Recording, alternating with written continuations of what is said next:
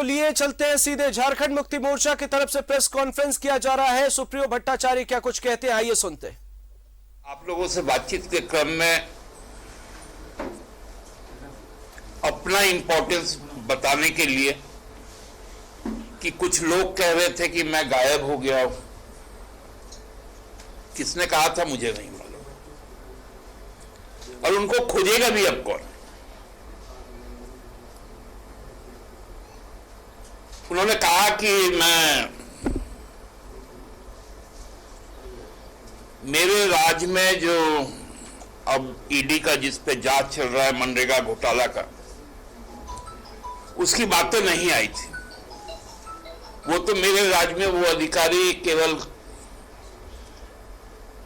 कृषि विभाग की सचिव हुआ करते थे।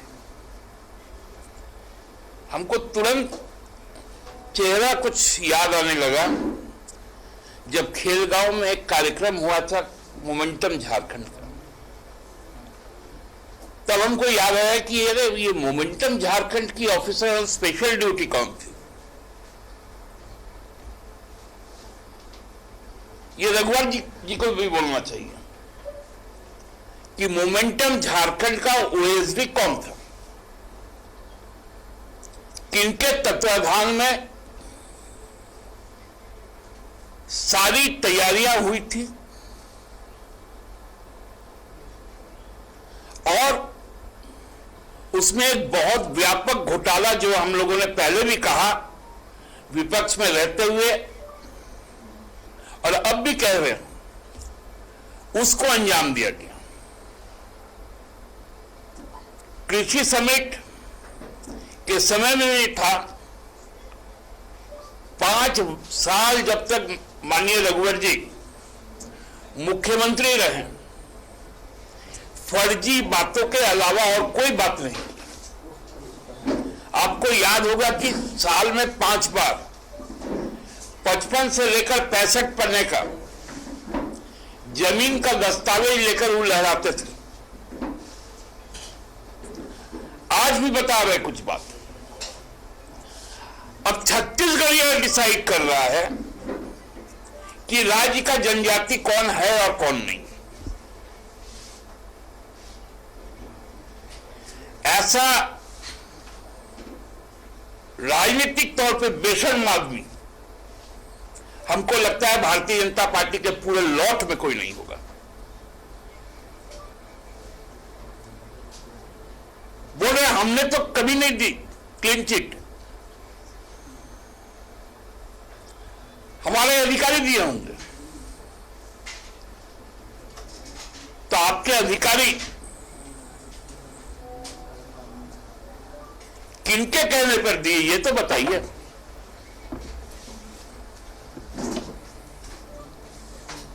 यदि मुख्यमंत्री का यह दायित्व नहीं है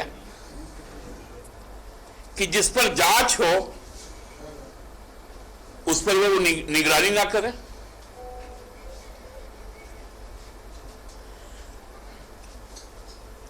एक चीज और उन्होंने कहा कि ये हमारे समय का पैसा नहीं है, ये 2000 और 500 रुपये का नोट है जो पिछले 2.5 सालों का। रघुवर जी, नोट का सीरीज नंबर भी तो बता दीजिए। 2016 में नोटबंदी के बाद 2017 में जांच रिपोर्ट में क्लीन चिट दी गई, और उसको वो बोल रही है 2.5 साल का है। 16 से लेके 19 के बीच क्या इस देश में 500 रुपए और 2000 रुपए के नोट नहीं थे?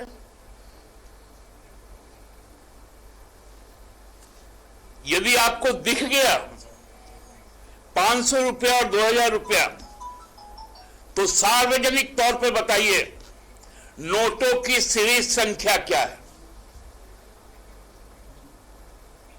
मतलब कुछ भी बकेंगे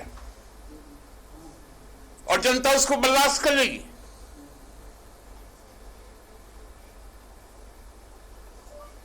अब उठ पहाड़ के नीचे आया है।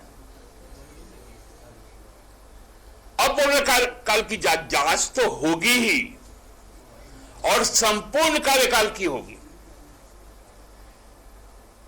भारतीय जनता पार्टी का राज्य निर्माण के बाद से जो भी कार्यकलाप हुए हैं उन सब की गहन जांच होगी। और आप देखे होंगे कुछ जांचें हुई भी, उन जांचों के दायरे में कौन है? एक भी भारतीय जनता पार्टी का व्यक्ति उसमें शामिल नहीं हुआ। जो यहां का मूलवासी, यहां का आदिवासी, उन्हीं को केवल उसके अंदर दायरे में लाया गया। भारतीय जनता पार्टी का एक भी न किसी व्यक्ति पर जांच हुई, और अब यदि वो भारतीय जनता पार्टी में भी है तो उस पर भी कार्रवाई को टाली जा रही है। ये व्यवस्था आज के दिन में बनाई गई। मैं आप लोगों के माध्यम से भारतीय जनता पार्टी के शीर्ष नेतृत्व को स्पष्ट शब्दों में कहना चाहता हूं कि ऐसे लोगों को झारखंड से आप बाहर निकाल दीजिए, अन्यथा राज्य के विकास के साथ साथ, क्योंकि राज्य को यदि अस्थिर करने की साजिश की गई भ्रम फैलाकर, गलत संदेश देकर, तो जो संघीय व्यवस्था है उस पर भी आंच पड़ेगा। मेरे साथ मेरे पार्टी के सहयोगी साथी माननीय विधायक सुदेव कुमार सोनू जी भी हैं, वो भी अपनी बात को कहेंगे। नमस्कार दोस्तों, सुप्रियोदा ने बहुत सारी बातें कह दी। कुछ बातें मैं भी अपनी तरफ से जोड़ना चाहूंगा।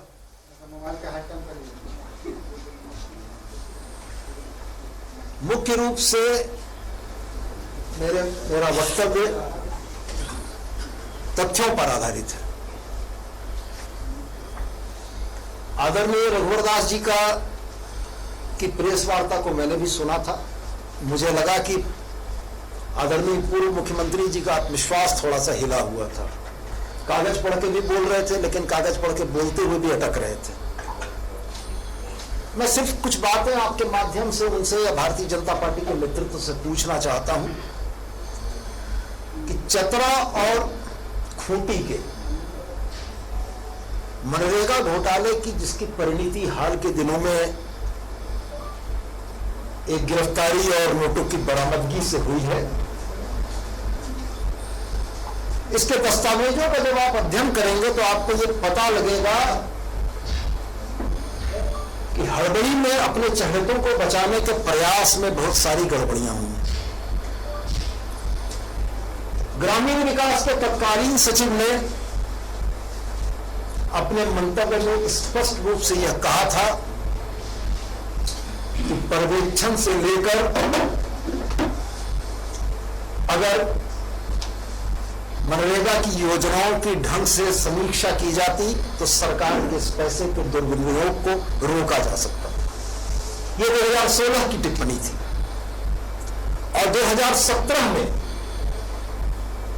जो टिप्पणी तत्कालीन मुख्य सचिव के द्वारा की गई, उसमें यह स्पष्ट लिखा गया कि इनके विरुद्ध कोई भी अभियोग या आरोप प्रमाणित नहीं है।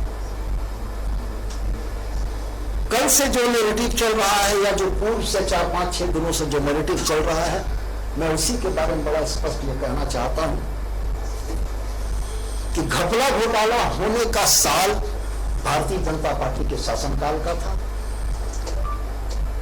क्लीन चिट देने की प्रक्रिया 2017 में जब हुई थी, तब आदरणीय पूर्व मुख्यमंत्री रघुवर दास जी इस जवाबदेही से नहीं बच सकते हैं कि वो सूबे के मुख्यमंत्री थे। हम बड़े स्पष्ट शब्दों में यह कहना चाहते हैं कि जिस मामले की जांच चल रही थी, उस जांच में क्लीन चिट देकर जांच को प्रभावित करने का प्रयास अगर हुआ है तो ये बड़ा शोचनीय है। मैंने सुना आज उन्होंने कहा कि मैं विचारधारा और आदर्शों की राजनीति करता हूं। मैं बड़ा सम्मान करता हूं उनकी इस बात का। उन्होंने साथ में यह जोड़ा कि कल वो महामहिम राज्यपाल से मिलेंगे और हेमंत सरकार के घपले घोटालों की फहरिस्त सौंपेंगे। मैं आपके माध्यम से उनसे आग्रह करना चाहता हूं कि कल महामहिम राज्यपाल से जब वो मिले तो एक पन्ना उसमें और रहना चाहिए।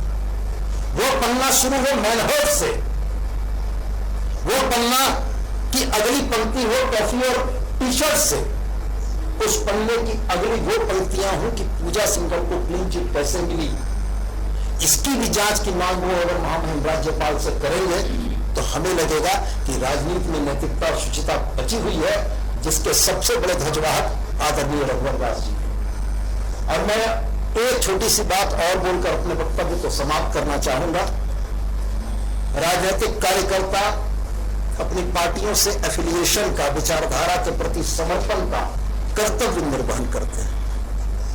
किसी राजनीतिक कार्यकर्ता के बारे में भोपू जैसे शब्दों का इस्तेमाल करना राजनीति में उस गिरावट का चरम है जो पिछले 5 वर्षों में आदरणीय रघुवर दास के शासनकाल में लोगों ने उनकी भाषा और वक्तव्य में देखा है। ये किसी झारखंड मुक्ति मोर्चा के कार्यकर्ता का अपमान नहीं है, ये अपमान भारतीय जनता पार्टी। तो सुन रहे थे आप जेएमएम नेता सुदिव्य कुमार सोनू को, और इससे पहले सुप्रियो भट्टाचार्य, दोनों ने बीजेपी पर निशाना साधा और इसी के साथ उन्होंने नोटों की जो गड्डी बरामद हुई ईडी की टीम को, उसके नंबर्स भी बताने को कहे हैं। तो कहीं न कहीं आरोप प्रत्यारोप के दौर की शुरुआत हो गई है। एक छोटे